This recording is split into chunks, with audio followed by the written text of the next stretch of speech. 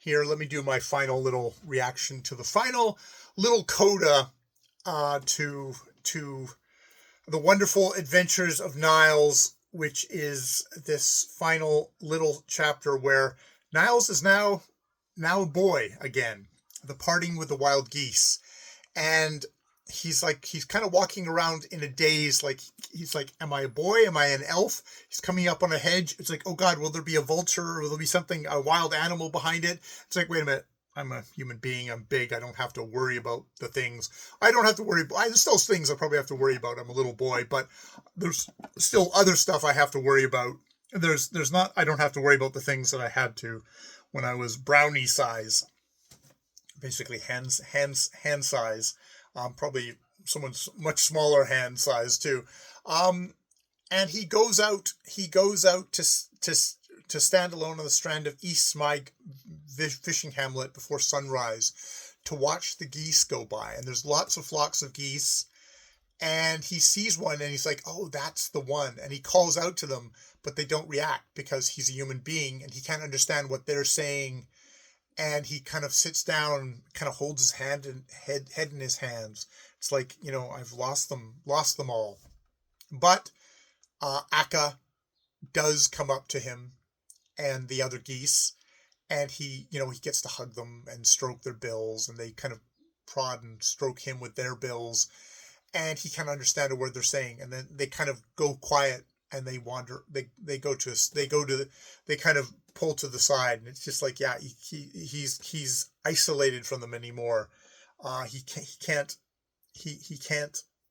understand them. Alas, he is a man. He does not understand us. We do not understand him. There's that divide between men and animals that is back again. He after that, he walked further up the strand. He knew perfectly well that the sorrows of the birds do not last long, and he wanted to part with them while they were still sad at losing him. And indeed, all the birds, all the many flocks fly off, and there's lots of crying and honking and stuff like that. But there is only one goose flock flew silently on as long as he could follow it with his eyes. The wedge was perfect, the speed good, and the wing strokes strong and certain. The boy felt such a yearning for his departing comrades that he almost wished he were Thumbletot again, and could travel over land and sea with a flock of wild geese. And that is how it ends, which is a very kind of restrained ending for Selmer Lagerlöf. You could see where she does have instincts to go a little bit more melodramatic, but she brings it in that devastating kind of cool, clear-eyed, cool kind of manner, which hits you all the harder in how it finally leaves you, of the divide between Niles and the wild geese. And there's that yearning, of like, you could travel over land and sea with a flock of wild geese, but that's no longer an option. And it's a natural.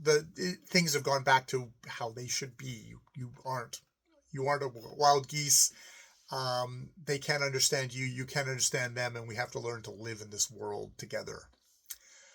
Yeah. Selmer Lagerlöf.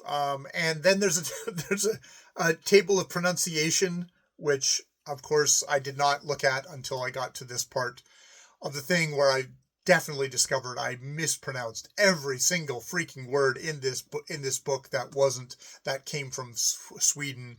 But Velma Swanson Howard did a really good job. Feels like I did a really good job of translating this book. It feels clean. I don't feel like I'm getting interposed of Howard between me and Selmer Lagerlöf. Sounds like there was editing done to take out maybe a little bit more of the geography, but there's a lot of geography left back in, so I'm fine with that. I'm fine with the amount of editing that was done. But yeah, just wow, really enjoyed this book. All right, I will leave it there. More videos later.